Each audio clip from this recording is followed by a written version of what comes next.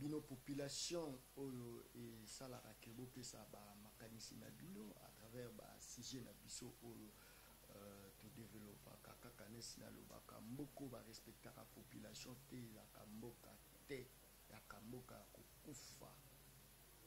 Chaîne de télévision est respectée à téléspectateurs na été la chaîne de télévision. Voilà pourquoi Canal Mercure Télévision est disposé la bino émission na bino le peuple parle pour vous répondre à travers Bopé Samakani Sina bino à travers un numéro où tu afficher la bino na la télévision. Donc au sein de la bâtonnion sur place aux alliés yebaka pour respecter population yebaka pour respecter moninga na peuple o aza pene na yo yoza député yoza ministre président de la république soki mosala ngo kosalela ngo pona bana na yo importance na yo boza ba ministre pona 2 345 000 km², oza député pona 2 345 000 km². Oza président de la République pour étendre mobimba ya kati ya mboka. Boza wana te pour répondre à besoin soit il y a adversaire na bino mais pour besoin ya population. Voilà. Toko beta lelo lisolo mingi o etali ba élection ya ba gouverneur ba ndeko na ngai ba élection ya ba gouverneur parce que mingi to vanda na ville province à Kinshasa parce que ça place au ba institution yakati ya mboka eza ya kovanda nde lisolo tokobeta vraiment makasi na mokolo ya lelo mais tokopesa bino quand même ba news ezali boye mwana Congo Félix Antoine Tshisekedi na ngongo tokoloba aza na Nairobi na mboka ya Kenya tokopesa bino lisusu news mususu eza ya mwana Congo na kombo ya Vital Kamerhe aza na mboka ya je crois Rwanda na capitale Kigali des places à ça qui n'est pas na mwana Congo na kombo ya mwana ya Rwanda voilà mwana Rwanda yewana boko mona na photo wana juste pour ameka ko faciliter kuya ya président de la République démocratique du Congo voilà tokobeta lisusu lisolo mingi ya 100 jours ya mokonzi ya mboka na kombo ya Félix Tshisekedi alobaki ba détenu politique il faut babimès que c'est chèque to récit to beta sous lisolo ndenga alobaki par rapport ya ba soldat na biso ndenge ya komeka kotala boni ko sala pour matela bango ta salaire to condition de vie na bango na kati ya plateau tozaka na question koluka ko ebate soki mutu azali opposant to majorité mais sokaza congolais to yambaka tous en peine la question ya tribité tous en bana Congo awa na kati ya plateau na biso na loboko na nga ya mobali nazana mwana Congo na kombo Carlos Mopili mbote na mbote jo voilà na loboko na nga ya mwasi nazana mwana Congo pe moko na kombo ya Nicolas Lenga mbote na mbote ndeko voilà isolo kati ya mboka Congo babetaka ngo toujours na ba congolais mwana Congo Carlos Mopili qui déjà koti surtout na o etali ba élection ya ba sénateur na ba gouverneur ba lobi qui a corruption eza vraiment makasi alors au kosenga na ba député provinciaux oyo ba ko voter ba gouverneur na ba sénateur au senga bango nini parce que déjà bientôt à élection zobana ni na o senga o ba koyoka. Le problème, ce n'est pas à eux qui n'ont qu'au Senga. N'a qu'au Senga, nous avons exercé pouvoir et contraindre. C'est-à-dire justice et salam. Parce que parmi les grands axes prioritaires, moi, le président Félix Tshisekedi, il y a ce qui parle de l'état des droits, lutter contre les antivaleurs. Et ma première antivaleur dans Mboka na biso c'est la corruption, le kanyaka, na détournement des deniers publics. Donc et le kouana de izozangisa biso ba congolais bomengo. Je crois que il appartient à Yemoko président de la République depuis 2 semaines tozo senga yango maintenant nous tomoni yango te abengisa ministre de la justice Ntambo Mwamba na ba procureurs généraux il y a près à cour à cassation, à cour constitutionnelle, surtout les procureurs généraux et la province, et la cour d'appel, parce qu'il est allé à Bango. Bana ba service mingi, ba enquêteur, ba inspecteur judiciaire, ba kende kuluka. D'abord, pourquoi ne pas ouvrir une instruction judiciaire na mwana mboka nani Ada Bombol na Didier Chimanga oyo ba kriaki ke kuna kanyaka ezopela moto, parce que rôle mission ya parquet ce n'est pas seulement recevoir de plaintes, mais c'est aussi rechercher les infractions. Alors tango parquet yoki likamboke za publié na presse, parquet directement il faut efungula miso e banda koluka. Donc déjà je crois que parquet zo sala mosala nango tozeli depuis que naza avocat na tuna pe ba batoni ba na biso akala, est-ce que basi ba vivra basi ba mona audience o bazo sambisa batu ya kanyaka? Réponse c'est non. Alors pourquoi toza pays ezali parmi top 10 ya kanyaka mais jamais batika kokanga motu pona kanyaka te? C'est corruption comme infraction esthétique.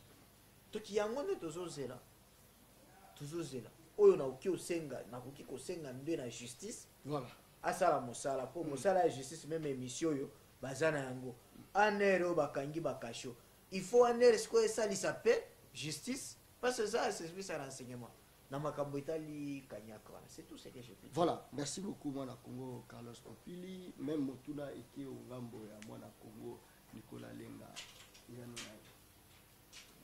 yambo ya koyanola na kopesa mbote mingi na balandi nyonso bakolanda émission oyo ezali émission moko ekolandama de plus en plus makasi, ezana audimat makasi pour ces émissions oyo etali peuple congolais. Le peuple congolais nde azali au cœur même ndenge balobaka na lopoto ya vie, ezala politique, ezala sociale, ezala économique ya mboka nyonso. Longonya na yo po ete ozwi likanisi ya kosala émission mobimba oyo etali makambo ya peuple. Kasi na motuna na koyanola boye eloko ya liboso mpona koluka ba cause na koluka solution nango ifo nanu koyeba cause nango ezali. Très bien. Lelo oyo toyoki ke ba élu nyonso ya ba province, ba députés provinciaux likambo ya kanyaka etelemi, kasi bato wana bakomi ba députés provinciaux ndenge ezali parce que population nde apesi bango nzela na nzela ya ba élection po bakoma ba députés provinciaux na kobenda matoi ya population. Tokendaka na maponami toyebisaka peuple basala choix moko responsable et sengeli ba confier destin na bango pendant 5 ans na maboko ya bato yo bazali na makoki ya kokamba ya ko représenter bango na ba institution nyonso to ya république. Sika tomoni ba oyo baza élu toyoki kaka sikoyo ba uti kozala élu et ça dit même pas 6 mois baza élu le 30 décembre. Validation quelques semaines. Lelo oyo yoto koyoka ekomi likambo kanyaka. Elingi kolobete bato wana oyo population sali confiance bazali en réalité soki makambo bakoloba na bango ya kanyaka eza solo, c'est que bato wana bazali ba dongola meso. Premier problème ezali mabeuti wana peuple fois ba ke yende mokonzi. Yende o balobana lopoto faiseur des rois. Yende a tombola kapé yende a kitisaka. Peuple rataki occasion na yango ya ko kata singa oyo ya mauvaise gouvernance na ba échelon nyonso tout. Tiende ko kabila pembeni sengela kito tiape ba poste lenye banso pembeni. Kasi na bomona lokola peuple tout oyo. Est-ce que problème ezalaki ndeko kabila to problème ezalaki d'entourage na yo? Na sala ba émission na yo mbala mingi na sala pe na ba etando misusu pona koloba ete ndeko kabila na ba postolo na ye ba tie kongo na nkokoso esengeli ko tia bango banso libanda. Kasi tomoni ete population atie ndeko kabila libanda kasi ba postolo na ye moko mibale ba fofile baleki. Bon to recadrer problème to ebi que cause ya liboso ezali pour être population atindi na ba assemblée provinciaux na assemblée nationale bato misusu oyo bazalaki penza bato ifale bakenda kuna te kasi basi bakomi likambo nini esengeli tosala esengeli yango procureur général de la République a ouvrir réquisition d'information a enquêté pour yakoyeba makambo bakoloba wana soki ezali ya solo yango kasi ya mibale esengeli bato bayebe fo tozala honnête lelo oyo na baassemblée provinciale nayokaki score yango lobi balobi lingomba politique ya ndeko Kabila baganye présidence ya baassemblée provinciale 20 sur 24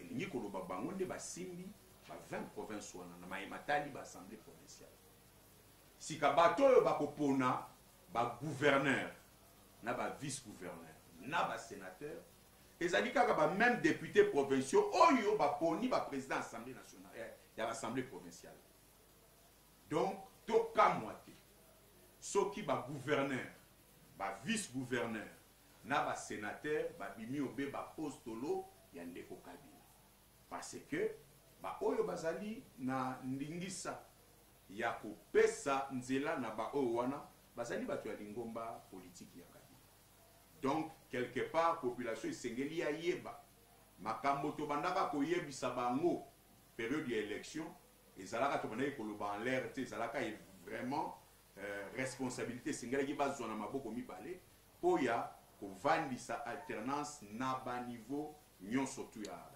voilà, merci beaucoup mwana Congo wana to koyebisa bino déjà liste ya ba candidat oyo baza ba candidat gouverneur tozali na Laurent Batumona, Deo Kasongo, Magloire Kabemba, Gentini, Ngobila, Raphaël Kibuka.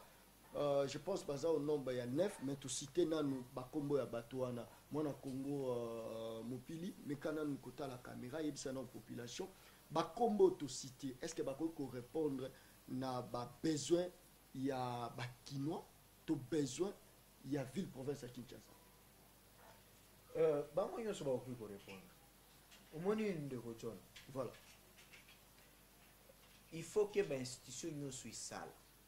Oui, na mboko yo. Tolobiga teke tala tolozolo balalo batu ya Kabila.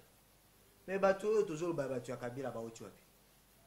Dis-moi d'abord mutu ya Kabila à part Cheo Kitundu. Na Mova Sakani. Ndepe batu bazake bayaki na afudel.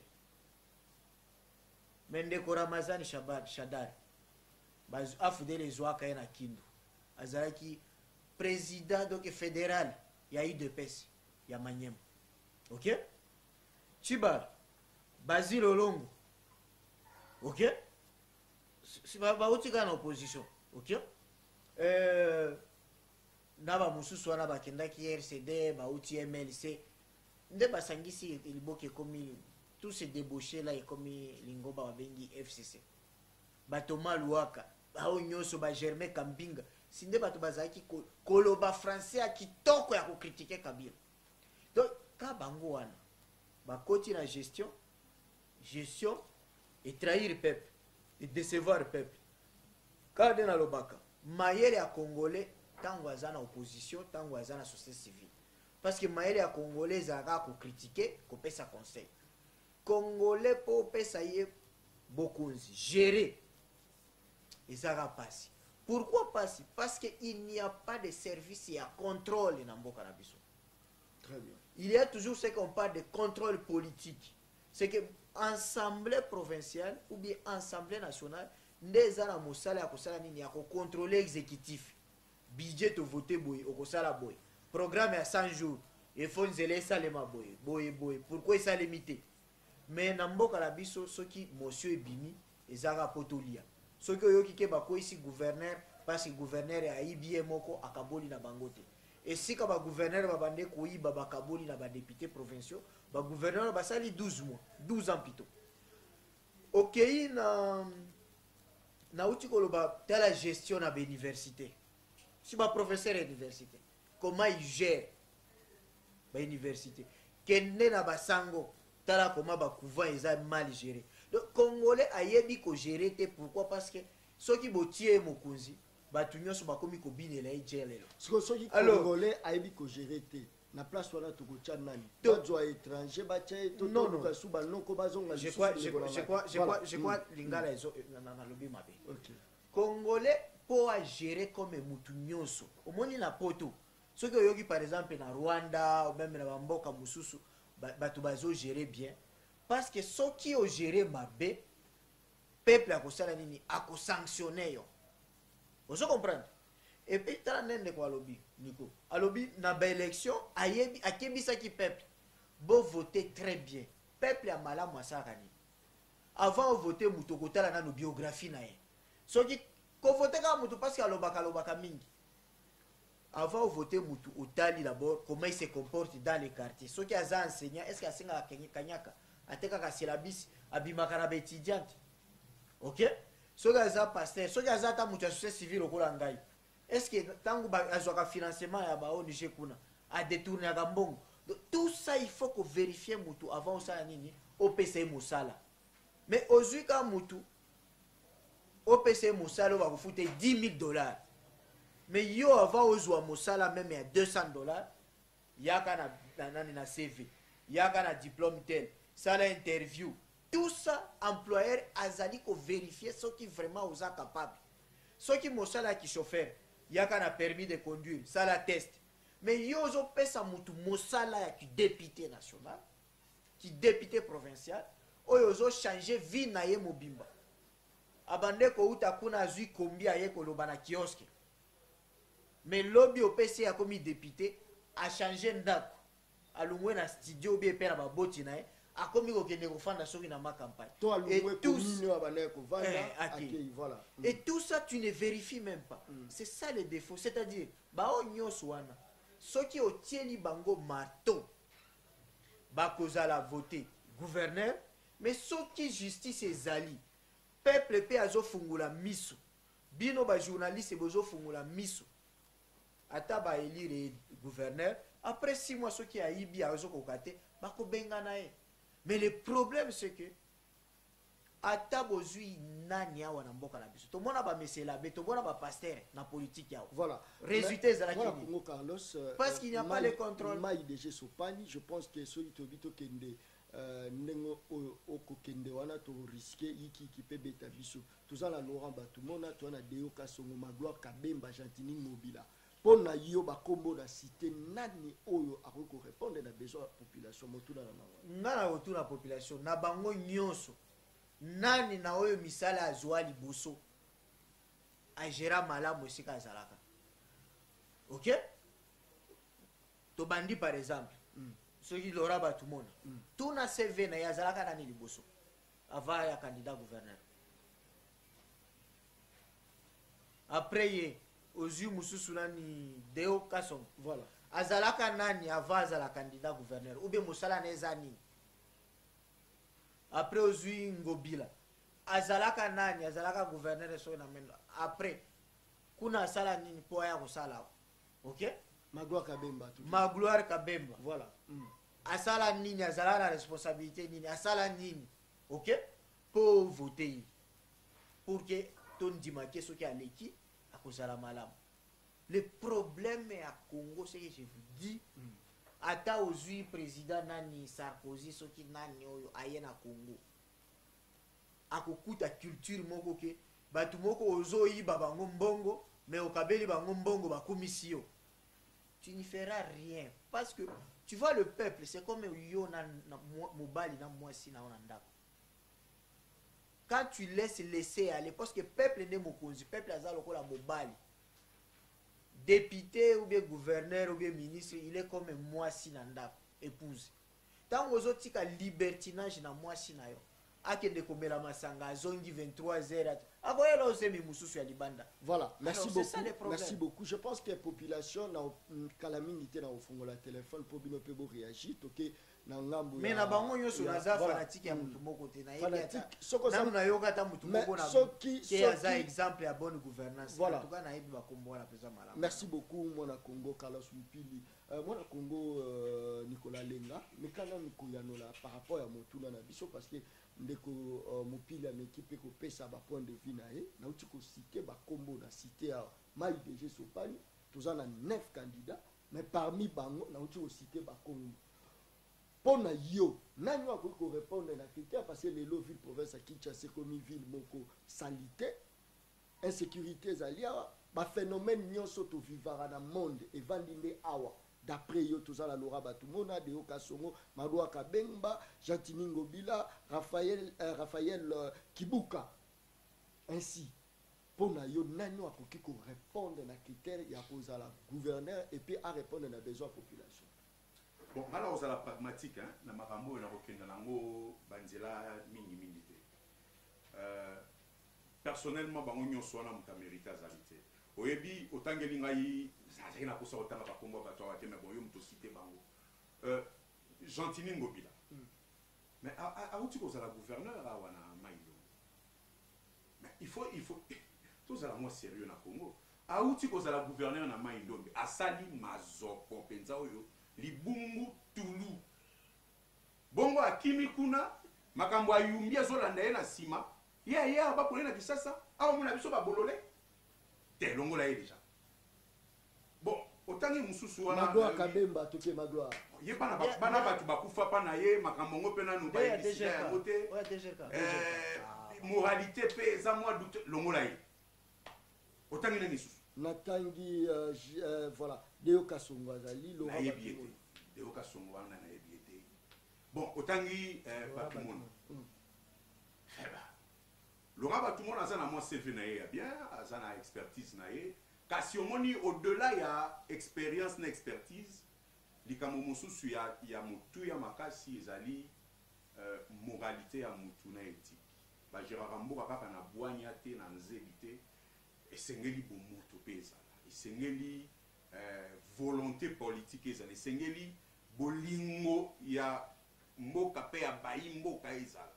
C'est comme ça que bon nazali très mal placé ya kopesa sa vie personnelle d'autant plus que nga na kokonate peuple a kokonate ezali ba député provinciaux nde bakopona sikala nyi koloba boye pona tango mususu komeka ko redresser moi likambo yango na banda kubola na ngai boyebi batu bovotaki mutu na commune na ye batu bovotaki lokola ba député provinciaux bokenda koyebisa bocha bango pression mutu akozwa kanyaka boyebi ndaku na ye botsala ye pression d'ailleurs na yoki likanisi moko ebimi balobi bakosenga mokonzi ya mboka alever kaka option ya konommer ye moko ba gouverneur na banon originaire ba sénateur oyebi ngai je na kotala na likanisi mais kasi na mono ndire na koopter pona likanisi wana kaka pona mbala oyo nanu to contourner likambo ya kanyaka parce que to yoka na cité batu bakoloba oh non tokendaki campagne to dépenser ba mbongo na biso sika esengeli mutu anja koma gouverneur aya kozongisela biso te ngai na koloba oyo nazalaka mpe candidat misolo nanga mpe kendaki bongo na banda kolanda bato bao na kozongisela ngai te bolingo ya Congo ezosenga mutu na mutu asala eteni ya sacrifice na esika azali siko tala tozalaki à peu près 15 000 et quelques députés, candidats députés nationaux. Soki mutu na mutu pa wapi asalaka aluka sikoyo mbongo abimisaki na maponami ezongisela ye ngai batu bayebi naza avocat na banda sikoyo ko ransonaka ba client na ngai pour le fona na récupérer tout ça la sérieux to ko bunda pona Congo esengi sacrifice esengi abnégation ndenge balobaka mais esengi moralité éthique sérieux bon mot te faut là mais moi na Congo outi koloba que non ba élection ya ba président assemblée provinciale ko salama EKI majorité par FCC c'est-à-dire FCCP a risqué pe a gagner pe côté ya ba gouverneur parce que déjà mutoto tukotanga Jantini Ngobila za candidat FCC donc c'est-à-dire qui déjà personne ezali moi na Congo kasi yango na koloba soki tosali arithmétique politique très bien lokola FCC azali na ba député provinciaux ebele soki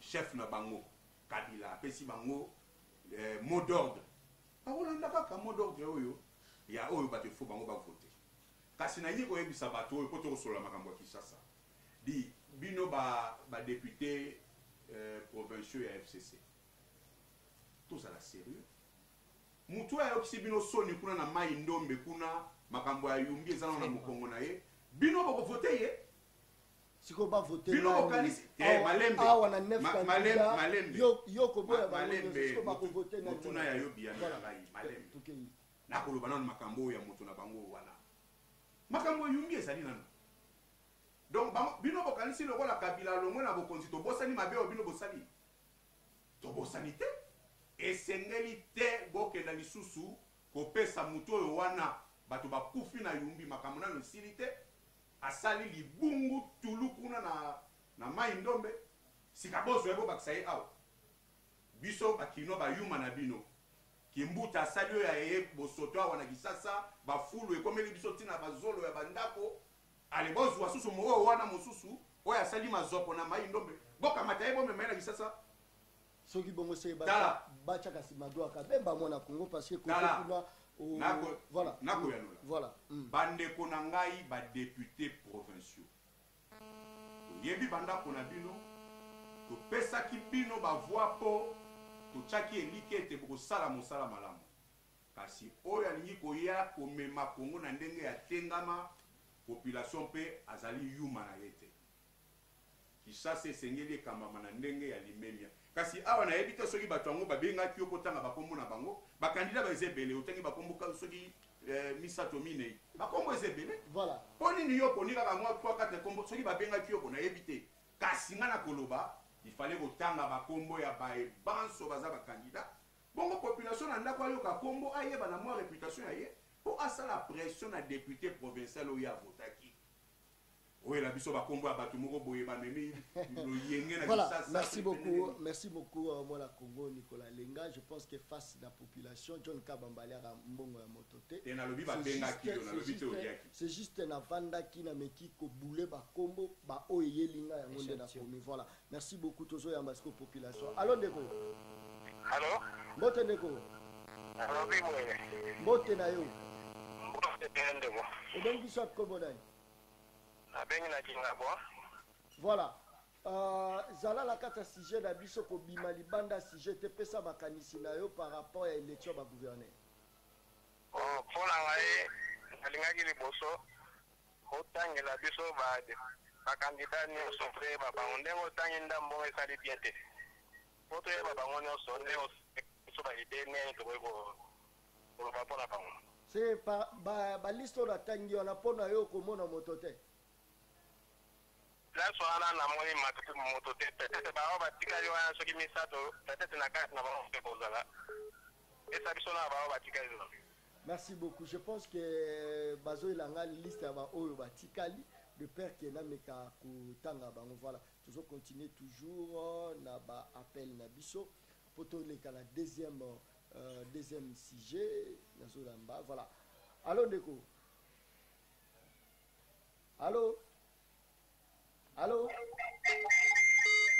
Allô. Allô. Dimne volume à télévision na poto kala kitoko pepe. Bonjour. Mbote na obeng biso komo nani abengi na kinasani komo na ngadona. Voilà ndeko dona point de vue na par rapport à sujet na biso. Point de vue na ngai eza Deo Kasongo.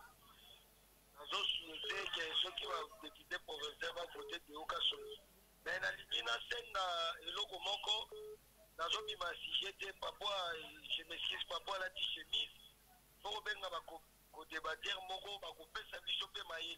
Ndeti na monyo tuni makambo ya gouverneur aboyine kolobeloko moko ayebi pe bango te mais ntango azwa na plateau baza na image ya koyeba bango mais mpo na ngai eza Deo Kasongo nde nazolinga abima gouverneur ozolinga abima na critère nini parce que tozolobela likambo ya critère kolobaka te Deo Kasongo ka boye Deo Kasongo bon na bacritère nde nalandi mpona gestion na ye na baentreprise na ye aza na problème te na justice ayiba mbongo ya leta te makambo moko te abima nango yango wana nde nazomona akobosala.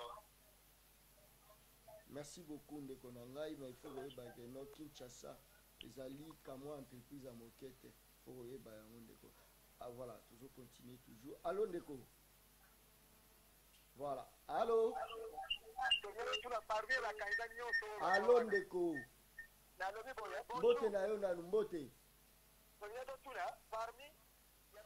Je pense que ceux qui toujours kana bien te na bando ya babino te. Problème nange za tango kokota na ndako ya moto. Bakota akamba mo boto bandoloba. Ba pesa mbote. Voilà.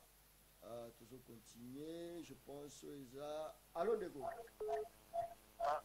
Allô. Allô. Mbote ndeko ben biso comme on aime. Ben biso et puis. Voilà, point de vue là rapidement.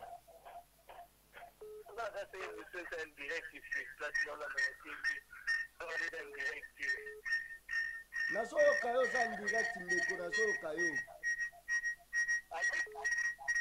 Voilà, je pense que ndeko a mis tout naso émission en direct pendant qu'il est en direct. Donc voilà. Perturbation s'appelle moi makasi insister toro yamba bino. Dernier appel pour tous les gars là 6G. Allô ndeko. 6G monsieur. Allô. Moto ndeko. OK. Voilà. Je pense que moi la Congo Carlos Mipili qui déjà intervention à population par rapport à 6G. Point de vue dans les années rapidement pour tous les gars. Non, le problème c'est que conception politique il a beaucoup d'ambition les âmes. Parce que en politique on vient pour servir la communauté. Vous comprenez? C'est pourquoi parfois on arrête par exemple l'âge, qu'il faut à 30 ans, 40 ans. Cela veut dire quoi? Aussi, ici, université, on a 23 ans, tu travailles 2 ans, au comme il a 25 ans, tu te maries, tu travailles 5 ans, tu as maintenant 30 ans, au épargné, aussi ici déjà besoin pour la petite famille. Maintenant, il y a la politique pour servir soit commune, soit province, soit nation. C'est comme ça que y a la politique. Mais malheureusement, dans le politique, est pour servir grande communauté. Et ils ont comme l'entreprise, trouver Moussala, emploi, politique est comme l'emploi, et puis pour épargner pour la banane. Alors ça c'est le contraire. C'est la mauvaise conception politique de Zanango. Deuxième chose, on monite toujours Bosoto pour la présidente de la République. Pourquoi à Sokola Maboko Kabwana na FCC wanate? Est-ce que batu FCC wana balinga kapenza Kabila Joseph?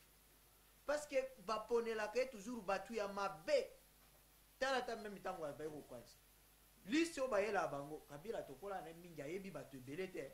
Mais ceux qui liste ya ba ministre ou bien batu ya PPRD ou bien ya ba parti bayela kaka batu ya mibio yo bakosala la population mabe et puis ba fingier. Tobandi pe na liste ya ba gouverneur. Ba kompona kaka na poubelle ba ponaka na trésorerie. Batu ya FCC na batu ya PPRD. Ba komponele batu ya mabe oyo tangu ba konyoko la peuple ba koinaka Kabila lisusu. Et je crois que lui aussi à son tour il devrait commencer à checker la liste wana. Parce que ce n'est pas n'importe qui à Koya na Kombo na ye. Merci beaucoup moi na Congo Carlos Mpili, Nicolas Lenga rapidement pour tous les cas la deuxième sujet population choper ça makanisi na bango analyse na rapidement. Ouais na lingina bon motune tuna makipo na ngai te kasi na kotuko ya nola ndeko ya lobi deoka songo pona yaponi pona zwambongo ya l'état te a détournaté etc. Bon muto ya sala na ba institution te ya l'état ako détourner mbongo ya l'état ne ezali lo na ngai yo boyi na tikala ko sala na l'état te na sa avocat bon nenga nini na musalo ya ngai ya privé boyi na ko kenda ko kota na sala détournement ya ba deniers publics te wana za critère moko eza nenga ba lo un peu biaisé batala atana musalo ya ye ya privé wa sala. Est-ce que Tambola, le lingue est-ce que Bajana est baso futa mamalamu? Est-ce que ba impôt na ba taxe ça vous futa? Est-ce que na vie privée na parce que c'est une population comme na arrivé au Tiwa. Est-ce que vie privée na ya Tambola na ngone ngeni na mutla milango? Azali azwabasi ya batu babala. Azali ngeni. C'est ngani balandela ya malamu. et soki population a tomboli miso tiko tala na niveau wana naza sur makambo ebele ekokenda na alima. Merci beaucoup ndeko na ngai Nicolas Lenga. Tukoti siko na mama ya likambo bandeko na ngai obokozela ezali likambo ya gouvernance. Mwana Congo na kombo ya Félix Antoine Tshisekedi Tshilombo. Aute kosala discours na ye ndenge nini akokamba mboka na 100 jours. Nazotika bino na ngai. Tolanda nanu elema oyo ya discours na ye wana. Tolanda élément wana calmement. Après kolanda élément wana to analyser na peuple autoza ba on a plateau. Après analyse wana na critique la binope bopesa makanisi na bino. Objectif majeur dans les premiers jours.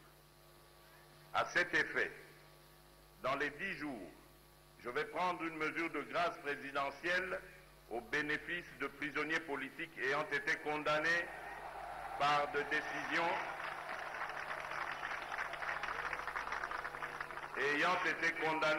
décisions foulées en force de choses nouvelles encourageantes. Je profite donc de l'occasion pour lancer un appel à tous les jeunes qui en font partie de déposer à leur tour les armes.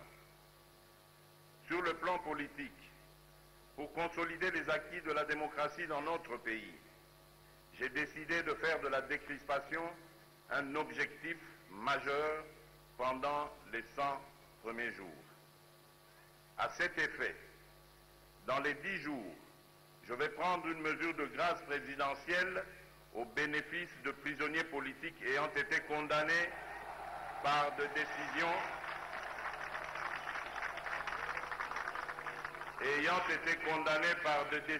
foulées en force de choses.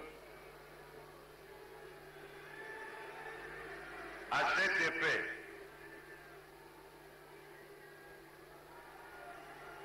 effet, dans les 10 jours, je vais prendre une mesure de grâce présidentielle au bénéfice des prisonniers politiques ayant été condamnés par des décisions foulées en force de choses jugées.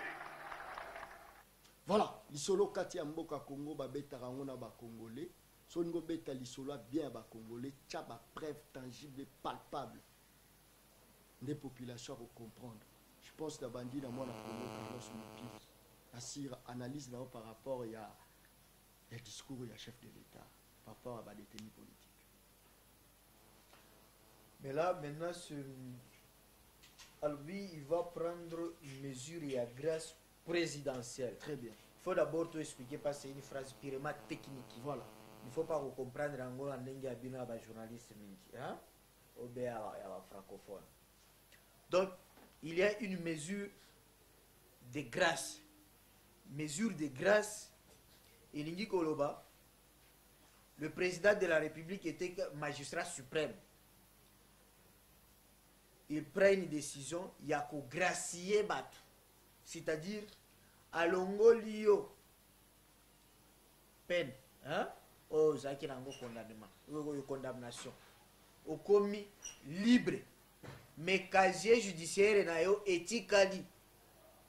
Donc, ceux qui ont bimi aux qui condamnés, et ce qu'il dit, l'autorité des forces jugées, c'est-à-dire aussi d'ici, bah, recours nyonso, voire recours nyonso, condamnation no ezaka, bah, gracieux et président de la République, au bimi, mais casier judiciaire na yo éthiquement noir. Donc, ceux qui sont condamnés, aux Mutumabe, ceux qui condamnation au privé ou au postulé, au Gotika la bongo, ne oyo français à l'obi-wan. Mais à l'obi-ango, dans 10 jours, c'est-à-dire compter tango zoloba, 10e jour, à co-signer Mukanda, prisonniers politiques, pas les politiciens emprisonnés. Ça aussi, il faut mettre la différence. Il ne dit pas que à gracier les politiciens au bazar à 4 à prison, mais les prisonniers politiques. Cela veut dire quoi? prisonnier politique eza mutu nyonso bakangi ye pour avoir commis une infraction politique. Infraction politique eza infraction oyo ezali ko porter atteinte na l'ordre public, porter atteinte na sécurité à l'état. Kaka batu wana nde bazali concerné. Mais soki oza politicien bakanga yo pona viol, bakanga yo pona kanyaka, pona moibi, po bunda bitumba, tu n'es pas concerné na phrase wana. Vous comprenez? Voilà, merci beaucoup. Mais soki bakanga ki bino par exemple omoni ba combattant oyo bakanga ki bango. Ba ya ba marche wana.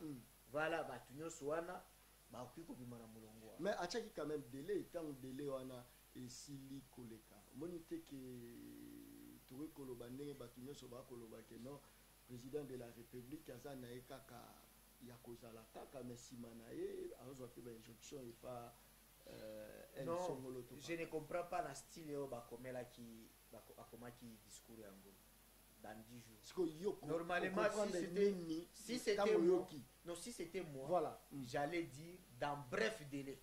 Très bien. OK? C'est que biso ba juriste to kimakabo. Biso ba juriste to kimakabo. Voilà. Donc dans bref délai quelque le dans 10 jours. Parce que 10 jours ils a échéance mesurable. Et maintenant, débit échec et bandi. Non, on ne peut pas dire débit échec parce que voilà. Ton monde même est échéance mesurable à la constitution, tu respectes à Kangote. C'est que le local là, tu respectes à Kangote, tu continues à non, mais j'ai dit, aux quand même juriste. Merci beaucoup. Mais la pédagogie, il faut qu'il évite ça. Moi, na Congo, Nicolas Lenda, rapidement, au Tikolanda discours, il y a moi, na Congo, Félix. Tshisekedi du point de vue rapidement. Yambo na kopesa ye longo mingi na détermination na ye ya kosangisa bana nyonso ya Congo oyebi ke likambo ya décrispation oyo elobama depuis na accord ya Saint-Sylvestre elingi koloba depuis fin 2016 toza sikoyo na 2019 bato oyo bakambaki depuis mobu wana ya 2016 tina ngonga oyo balakisaki volonté te ya décrispation politique kasi ye azwi bokonzi alobi ete esengeli kopréserver baaki ya démocratie et azosala na décrispation politique un de ses cheval bataille mpona yango nanu napesi ye longolo kasi nayoki ndeko na ngai confrère na ngai avocat alobi na makambo azali kosala définition technique ya concept ya grâce présidentielle kasi côté moko monokone beti libaku alobi ba infraction politique te infraction politique ezalaka te infraction ezo relevé du pénal. Très bien. Ba fait eodi kozala et touti mobeko mais nyonso bengamaka infraction te po ezali infraction eza ko ezo relevé du pénal. Kasi na makambu oyo tata mokonzi ya mboka alobi esengeli tosimba nini ya motuya avant banda koloba alobi sur le plan politique. Bien. Donc tozali na terrain moko politique et décision na ye réflexion na ye na biso bato esengeli to comprendre il faut to comprendre dans un contexte politique. OK? Na contexte wana politique alobi décrispation politique. Lokola ba acteur ebele ya politique bazali victime ya mibeko kutu te ba décision o ezwami à l'encontre na bango misu ba kimi na ba exil misu ba kangami misu ba koti kozonga mboka te esengeli azwa ba mesure nde alobaki notamment pour les mango bokati na bokuse notamment grâce présidentielle oya bae oyo basi basambisa maki pe etumbu ekatamaki côté wana nde napesi ndeko raison oyo ba use na ba voie de recours na bango mais mobeko échanger etumbu échanger te ba wana ba ko bénéficier na grâce présidentielle kasi en dehors ya grâce présidentielle ba mesure mususu ezali pona décrispation.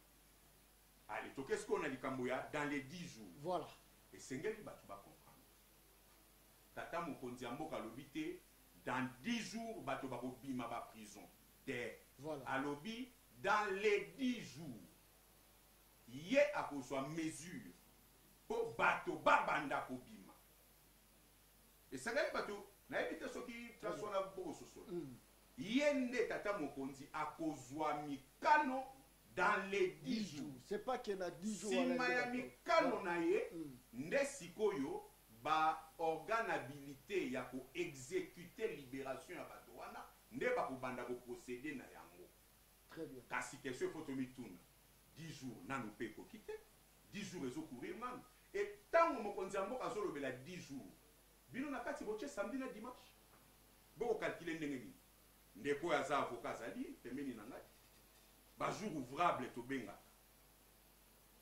soki balobi 10 jours ce sont les 10 jours ouvrables c'est dans les 10 jours ouvrables ezali nanu ko courir esengeli bozala kimia na kisasa tolobaka totia na se tata mokonzi apesi liloba na ye dans les 10 jours akozwa mikano po bato babanda kobima na baprison bolandaki akutanaki na mwana mboka olenga nkoi mpona kosolola makambo wana est-ce que c'est important ezalaki kaka important ezalaki kaka important oyebi mwana mboka olenga nkoi azali président ya structure oyo babengi sensa sensa ye moto asalaki étude pena approfondie sur bakao wana nyonso tu ezalaki normal mokonzi ya mboka en toute responsabilité amona moto oyo anketaki asololaki asali étude na makambo wana apesa ye oyo babengaka feedback ya étude asalaki autour ya likambo e olenga nkoi ntango azwaki maloba pa ya bapanzisango bacollègue na yo alobaki baprisonnier banso bakobima baka emblématique banso oyo ezalaki na cadre ya accord bakobima et donc na bandako bato nyonso totia na se voilà tata mokonzi apesi liloba na ye dans les 10 jours akozwa mikano et puis mikano ekozala.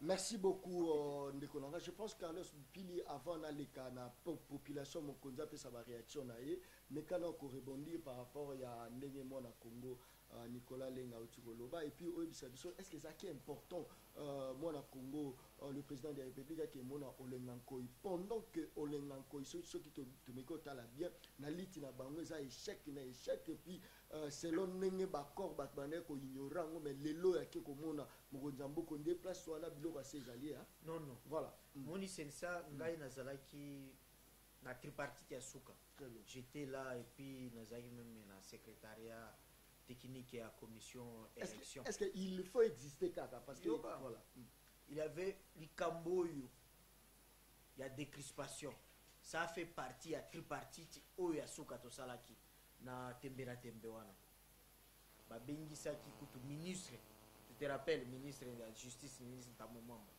et sika et bimisaki fuite na ba journaliste quand il parlait sur Moïse Katumbi et puis d'autres bâtonnier Mouyam.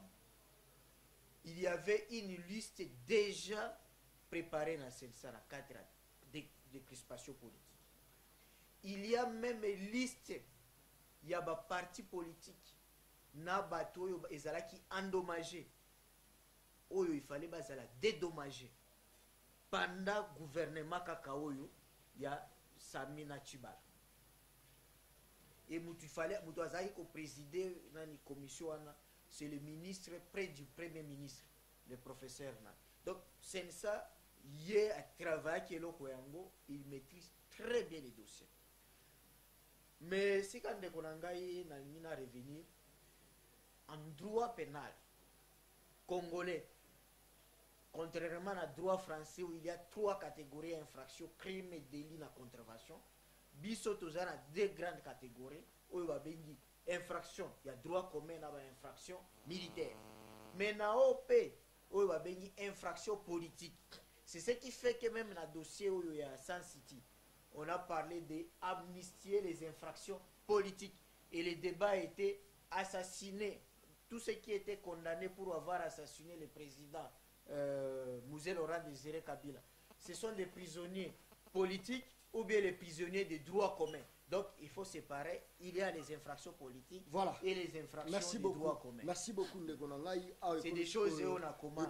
Et comme ce qu'on a la population, parce que tant que grâce présidentielle, on a des détenus politiques, mais il faut qu'on ait que non, il faut que la population passe au bagage. Parce que on peut pas kangami na ba hôpitaux. On peut pas peuple été à que n'importe quel robota. Azangi mosolo. Et bembe kangami na morgue. Et bembe kangami na morgue. Y a pas ça peuple. Azala qui peuple a kangami. Wana te. Bana ba mama matembelo bakanga ba injustement na ba makala wana. Bango pété ya. Iki keza makasi. Voilà, nazo fungola siko téléphone population bo meka opesa et ya nonabino par rapport ya sujet, je sais pas mettre sokoza likamo. Voilà, rapidement. Voilà, rapidement parce que toujours ya basiko population. Voilà. Vraiment en toute amitié na lingi population ba baté à matin toujours ça avec monsieur za pour la population. Infraction politique ba tout politique, ba personne politique ba on dit aux victime d'infraction, tout comme la personne politique va aussi commettre l'infraction. Infraction politique, ce qui est infraction, et au niveau de la politique, il faut ça dans un répertoire. S'il y a un code d'infraction politique, merci beaucoup. Voilà. Alors, pardon, oui, rapidement, pardon, 2 secondes. Voilà. Il faut tout ça dans le contexte. Le président de la République a fait si réponse na matali politique na makambu ya décrispation ndé a lobby pour na makambu ya décrispation politique a kozwa mikano pona ba libérer ba prisonniers politiques bandeko na ye ba politicien te wana akemba mona bandeko na ye politique te politique eza place ye pazali voilà mais est-ce que tozolo de la petite voilà il y a matière politique discours na ya lobaki makambu belé toko en matière politique voilà toujours on a des crispations merci beaucoup ndeko nanga to yokana population rapidement voilà allô ndeko allô allô allô ndeko voilà dimde volume ya télévision na poto yokana kitoko ndeko allô allô bonjour papa mbote na yo bengi biso kombo nani na bengi bino na commune ya Kalamuta. Voilà, participation na pour la sujet na biso ndeko na ngai kobima libanda te kofinga te la kisa ke biso ba congolais toza mature. Kwa de vite zabui. Dans le pays là nous baki alobaki na kosala capacité alobaki na zo binisa bango alobaki na kosala ba capacité. Voilà, c'est les populations ne pas comprendre na ndenga landeli alobi alobaki arobimisa bango. Voilà, toujours continuer toujours benga la royambayo parce que saturation eza makasi donc tango zo benga na yambio mezela isusu na chapoto toyoka biso nyonso. Allo ndeko. Allo. Mbote ndeko. Na zingina lo baboy. Mbote. Mbote. Obengi shop comme on a. Na Rodri Kayete na commune ya Makala. Voilà, participation rapidement. Participation na ngai eza Kabila RAPC grâce présidentielle babimisi bakisa ba condition sans muta FCC wana lega lo ba so bazolo. Mais comme il a tout dit que di bango FCC pour ko ta ba réunion pour bimisa ba fonctionner en particulier Frank Dion waza na kati tout le monde ba complication. Mais ce que ça qui na tout Kabila ba débat ouais ça qui lega na DPT. Toye ba ka mboko ekoma ya FCC na Kabila, ce monsieur là à côté de vous, c'est na dorateur ya FCC. Et là, a commis droit car na droit Kabila, mais na droit ya Félix, na droit Kabila, droit et ça l'a quitté. Voilà, toujours continuer toujours l'isolo kati ya mboka Congo, babeta wango toujours na ba congolais. Voilà, yango pe toujours ko meka ko chabino pe bo meka ko pesa mayela bino. Voilà, toujours continuer. Allô ndeko. Allô? Allô. Mbote ndeko bengi shop komone. Obengi so apindeko na ngai. Et puis limité na Kingawa. Voilà, participation dans la sujet na biso. Bon, là il a babu. Le gars de la République azali garant de la nation. Il a choisi décision pour t'aboter ngazati. Pour te dire que les babinisa qui ba jiko mulumba. Les ala qui par ordre ya Kabila qui ba comment c'est comme na affaire ya Allô? Allô ndeko? Akei. Voilà, toujours continuer les chouchous avant tous les cas, le deuxième sujet. Allô? Allô, bonjour. Motendeko, participation dans un sujet là dessus. Oui, na maître Juillet, naza avocat na baro ya Kinshasa Matete, naza jeune panafricaniste. Je crois que réflexion nangi kozala peut-être ndenge mususu, mais nalingaki nanu na confirmer qu'il n'y a pas d'infraction politique, ça c'est vrai. Infraction nyonso eza ndenge moko, ezwa ba politicien, sio ba non politicien, tango bakwei baki mena kokota penza na débat wana mingi te. Nalingaki nazwa peut-être côté état du président de la République. Tant le président de la République a lobby dans les 10 jours à cause de la décision, tout à cause de la décision pour que Bandeko Baye Bazali na Bokangami ba banda kobima. Et question nangai et qui sous préoccupation nanga na camarade confrère nanga avocat zawana a lobby tozana nous dans le délai. Mais tant que biso to signifie akaba exploit pour la date d'audience. N'est-ce pas samedi na dimanche to kontaka yango. Et ce qui a lobby que tout temps à dimanche na samedi te azui yango na organigramme nini pour na biso to sala kana semaine anglaise te to sala kana semaine française ou même samedi to sala et dimanche na ba délai ezalaka compté. Mais qu'à cela ne tienne, est-ce que le président de la République jusqu'à ce jour si azui mikano wana pour une première partie azui mikano azui na mikano te pour le 10e jour ou tu ramènes au-delà azui na mikano te. Mais le président de la République Yemoko, tant qu'il a décidé na misu ya batu ya kozwa mikano wana, est-ce que ayeba kite que na simana ye ezali na nzoko oyo abatami oyo ezali kotinda ye oyo tango mususu akotia ye na kokoso. Dernièrement na mois de décembre awa tango président Kabila azobima azokendi azwaki ba même décision batu babimaki sans problème. Ba ministre de la justice bazalaki mobilisé pour que makambo wana esalama normalement. Mais tango ye apeti mbela na miso ya batu et puis alobi que ministre de la justice esengeli asala yango, mais ministre de la justice avandi na ye, ça prouve à suffisance que pouvoir ya solo penza aza na yango te. Nazoloba nayebi nini nazoloba parce que nami présenté comme avocat. Je crois que ça de notre part banda sikoyo koyebisa mwana mboka ndeko Félix Tshisekedi azwa le devant ameka konyata bakoro basinyaki oyo ezosunga ete azala penza na esika oyo esengeli azala pour que badécision na ye ebanda kozala. Voilà, merci beaucoup ndeko na nga toyamba mpe bato mosusu mpo bayanola bino rapidement mpa bainvité oyo naza na bango na kati ya plateau. Voilà, je pense que perturbation eza makasi mutu nyonso to aza na mposa kota ligne. Voilà, toujours continuer, tout mes gars,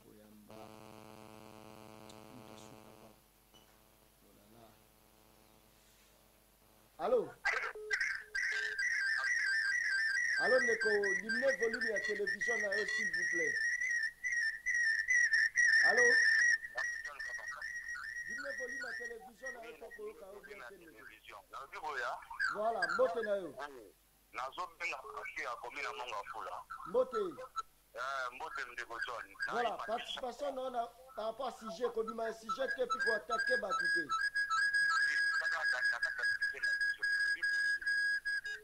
Là, on va bien te diminuer volume, sinon on va attendre. Volume, il faut diminuer. Il y a pas de sécurité,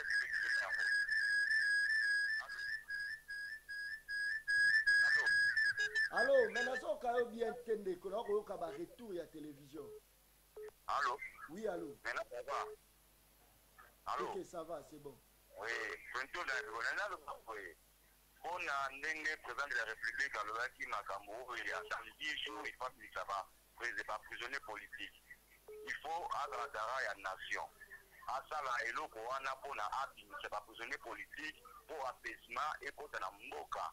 Pour que tout le monde candi, c'est la caca, pas prisonnier n'a pas bima, parce que pas fonder la mboka.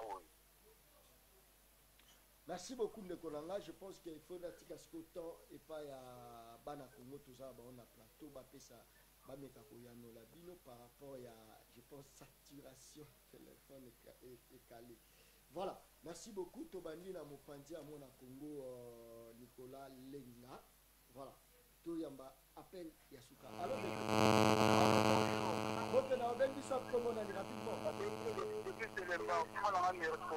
voilà. Participation à eux.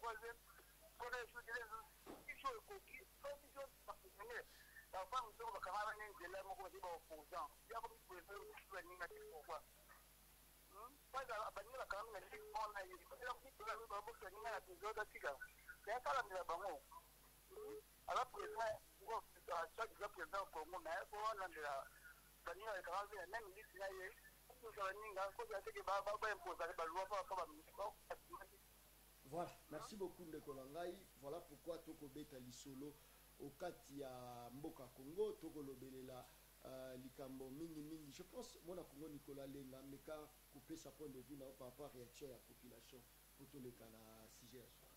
Na ko banana ko yanola confrère wa bengi a kolimbisa kombo na kanga ki bien te confrère na sepeli lokola au PC pe éclairage na senso ya ngai que na Congo awa infraction politique ezarate. Il n'y a pas un code d'infraction politique. Le code c'est le code pénal. Merci beaucoup. Alors côté wana to ici. Voilà. Sika Makambu il y a dans les 10 jours il y a président de la République. La bandeli koloba awa confrère que tango tolandi extrait biso banso sur le plan politique et sengeli biso banso to kota na contexte politique sur le plan politique na bosala nini kasi confrère le bitango biso to kenda ko signifier le président de la République aza avocat toujours que ne peut ko signifier mututé pourquoi olingi pratique na biso et ezala applicable dans le contexte politique. Dans le contexte politique, le président, qui est le garant du bon fonctionnement des institutions, a lobby à Kozouamikano dans les 10 jours. Sika, dans les 10 jours politiquement, aujourd'hui, samedi na dimanche. Primo, Dieu et secondo. Mais 10 jours, non, mais silité. Bino Ozila, ce qui t'a commis jeudi, a eu décision T. Pour que après va appliquer en haut. Mais voilà ce qui te dit calculer na mokolo a sala discours na lelo za quoi. C'est arithmétique à go sala yango mabe. Voilà. Dans les 10 jours. On compter les lots parce que les lots n'est dans le but que dans 10 jours. Tout ça l'arithmétique à mon ennemi. Et c'est ngelito sosola. Dans les 10 jours. Nous avons le bayango samedi. Dans les 10 jours. Attention on compter na dimanche. On va compter à partir de dimanche, lundi, mardi. On compte un jour où il y a à l'objet à l'hôtel. Et là, on va dire mais essayez tous à la bouquet sanité. Tous à la Kabila à 17 ans, constitution violée pêle-mêle. Libeko violé pêle-mêle. Babul Kolobate. Tout le monde a monté à la compter la seconde. Le gars Libeko Kabila a violé qui a bino pe bo violé. Mais bino pe bo qui est pression. Bino va comme ko cha bino pression yiki ko mo pete. Déjà Koloba bino te parce que ngana za membre gouvernement. Parce que c'est déjà pas. Te na Koloba bo solo. Tant to leka kana itando iki awa kuna totali sabande ko na biso na bandaku bo solo ya makambo ole. Il y a autre émission na lingala pour bato nyonso ba capter. Sinon to le ba français ba nini ko le ka bato belé likolo. Et c'est ngeli to lo ba solo. Président de la République a lobby a fait si promesse dans les 10 jours na reçoit Mokane. Kasi to zila 10 jours et Koka ce qui a eu Mokane noté dans les 10 jours voilà bandolo. Merci beaucoup. On a liboso. Rapidement voilà. Yami balé a lobby te ngana ko lo ba solo te président Tshisekedi Lobaki dans 10 jours à Kobimi Sabato. Mais élément qui a on a fait. Et les qui n'a été vers le bien moi en français facile. Dans les 10 jours, je prendrai des mesures. Mukonzamo ko kelata fungula ba porte ya makala ko batuba ba lobima. Ya ko pesa ne mibeko dans les 10 jours. Pour être bateau il faut ba appliquer mibeko notamment ministre de la justice ba appliquer. Bon pourquoi c'est 10 jours wana? Mokonzi mboka akoki kozwa mobeko na loyengete esengeli ya solola atala baka. Voilà pourquoi mon agene longa nkoi na ba misusu esue dans les 10 jours wana a s'imprégner ayeba au cas par cas après sikoyo azwa mokana. Voilà. Dans les 10 jours. Merci beaucoup. Et puis baye baza censé pour appliquer. Merci. Moi na Congo Carlos Mopili malobonga mbonayo par rapport à mayo population du Congo. Oui, je salue les confrères. Bon. Je crois que ces débats-là, s'il existe des infractions politiques ou pas, je les renvoie à Tanga, ma doctrine. Il y a des classifications des infractions selon l'objet. C'est là où vous trouverez on parle des infractions de la presse, vous trouverez les infractions politiques, on vous parle même des infractions électorales. C'est selon l'objet et la doctrine est là. À quel de grands professeurs. Très bien, merci beaucoup. Voilà.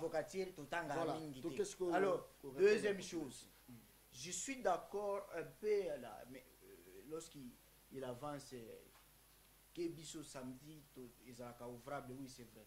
Mais seulement une chose, Oyo, Tokoti Kolobawa, ceux qui servissent les Hollande, c'est que au lieu de parler d'échéances mesurables, par exemple dans 10 jours, qu'il parle par exemple en bref délai. Ok? Pourquoi? Parce qu'un président de la République, il y a ce qu'on appelle le fait de prince. C'est que autorité, avant même qu'il prenne la décision, je parle par exemple de son père, père son âme. Son père est élu premier ministre. C'est par interview ou à l'obi mutu nyoso azui mituka officiel à l'État aya kozongisa. Il n'a pas pris une mesure. C'est malobakaka ya mokonzi. Ezalaka na force sociologique ya mibeko.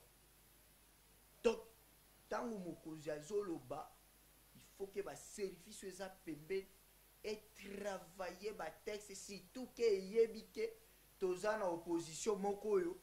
Elandela kababiloko ya mike mike. Regarde, des bezo kende. Alobaki dans 10 jours, pendant que ce que tangi programme wana, mutu nyonso azo se retrouver. Mais ba ramener débat na biloko moko ya futilité. Futilité te parce que place wana tangi jour te, ne place batu ba meki kotala tabi dans 10 jours. Ce qui peut ndenge nyonso to koloba wana. Mais déjà lokola déjà moi. Mais j'ai dit, tant que Bafunguli va prisonnier politique, voilà. Moi, Carlos Moupi, je vais me retrouver encore. Mais ce gars Lobaki, dans 10 jours, je vais instruire le ministre de l'EPSP. Plus question que Bengana dans la classe. Moi, Nyoso, Akenena Nokotanga, l'entendant au foot à enseignant, j'allais me retrouver. Ce gars Lobaki, dans 10 jours, plus question que Kanga Bembe à fonctionnaire, ce qui m'a foutu, Mbongote la morgue. J'allais me retrouver. Ce qui a l'obaki dans 10 jours, Likambo, ko bloqué moi ce qui a boti, j'allais me retrouver, moi société civile, moi population. Parce que ceux qui sont là à Makala, les prisonniers politiques et ceux qui sont prisonniers politiques, ils sont pas plus de 500. Bon, même ceux qui sont 2000.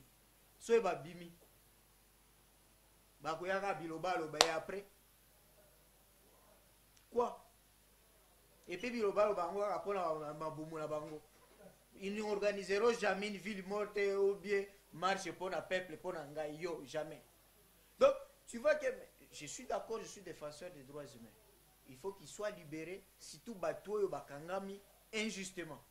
Et ce n'est pas seulement les politiciens. Je vous dis, dans Makala, là, dans la prison Makala, même dans Ndolo, il y a plusieurs dossiers, voilà. Et qu'il faut vraiment battre. Merci beaucoup. Merci beaucoup, mon Congo. Je pense que si j'ai continué à lobby, si j'ai surtout sur base il y a décortiquer le discours à chef de l'État, lobby to lobby la partie, to que la partie à lobby parfois ba soldats pour majorer ba salaire na bango, ba blo na to lobby là on lobby, mais toujours bétana nous c'était ndeko okoko ba qui ça par rapport à mon Congo lobby à lobby pour naïe après si analyse bon pesa quand même fondé à lobby il fallait qu'au moins bah interpellation peut-être un ministre il y a enseignement pour la nuit parce que on a déjà généralisé bah tout ça mais côté des cas quand on a détenu politique et tout bonité d'ailleurs amener on a d'ailleurs ça débat mon fondé voilà bon ndeko alobi makambo pele mbala moko et puis nangonga moko esangani ye moko alobi mpona nini bokolandela kaka makambo ya décrispation mais na makambo nyonso mokonzi ya mboka alobaki bato nyonso bakose retrouver. Il n'y a même pas 5 minutes. Si ma yemo alobi susu, il fallait qu'il y ait makambu ya EPSP, to ya basi kobota na ba maternité, wana ndenga ngana se retrouver pour na société civile. Après si ma place c'est ninga passe alobi, ba détenu politique en opé, bazana bango ata 500 té, bon ata kutu bazala ki 2000 té.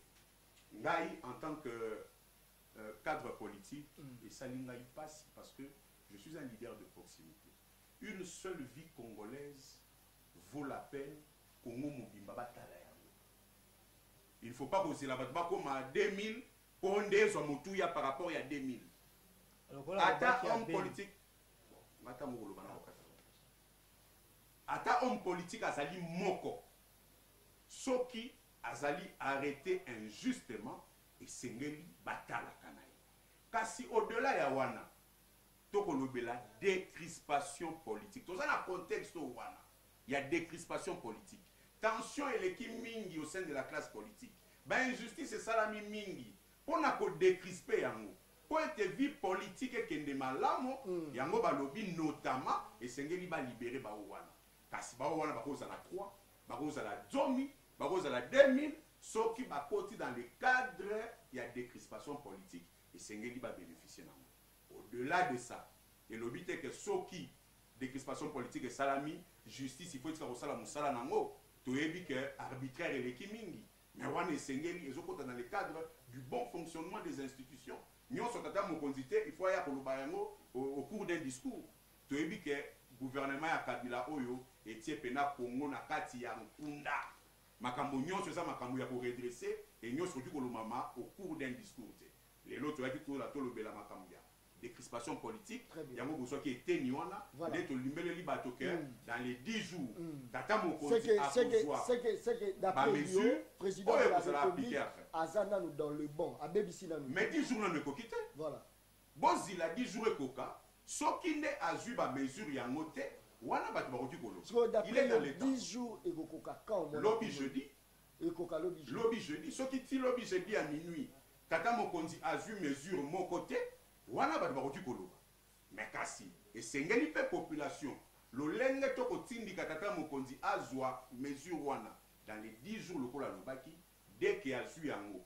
Dans les ko yoka bato banso ba fungola miso pour être ba institution nyonso chargé à appliquer ma mesure ya Tata Mokonzi et ça la manalombango penali. Voilà, dernier mot na opé rapidement mais kala opeko ya no la biso population à retenir nini et puis est-ce que bino ba homme politique congolais bo visa ka intérêt à population to ezara non intérêt à libomo na bino rapidement ndekona. D'abord pour na na suka question na yo ngai na na politique active depuis le 30 juin 2005. Très bien. Na tsala osala na gouvernement moroté depuis na banda carrière politique na ngai c'est toujours au sein de l'opposition. Bato ba ebi combat na ba ebi na na métier na d'avocat ou ebi disaranga donc na salaka makambo pona libumo ya ngaité on est en politique pour le bien-être d'un plus grand nombre. On salaire politicien yangoana. La politique est un terrain de gentlemen. Bato bandimi ko se sacrifier pour être ba mema kobika to esengo na plus grand nombre ya population. Merci beaucoup ndeko nangai mona Congo Carlos Mupili même question. Nazongiseli même tuna les affaires dernière mona yo mais kanan koyebisa biso est-ce que les hommes politiques congolais ba visaka libumu na bango to ba visaka intérêt à population rapidement politicien congolais parce que comme nasuka avisa libumu na politique na Congo ezali emploi c'est un job. Tu sais, c'est pourquoi vous entendez politiquement, politique et politique, mais définition politique, ceux qui ont débauché, donc vous savez en politique, ceux qui disent. Mais le problème, ce qui est important, c'est que Bisso, il faut que tous allons organiser, comme Mouzé nous disait, peuple, prenez-vous en charge. Tout le monde réclamer besoin de Bisso, intérêt de Bisso, comme gilet jaune. Tout les cacalisous sont à travers les opposants, les politiciens, parce que sinon, tu seras toujours déçu. Mais par rapport à Mokonzi Asika, ngai na lobby topesa ye maboko to éviter ba débat ya futilité to kende nanu na ba débat ya peuple comme ça se fait dans d'autres pays du monde to keli kambo ya salaire ya nani ya ba fonctionnaire to keli kambo ya justice lutte contre la corruption ko futa ba magistrat malamu pour que ba kanga ba kuluna en cravate.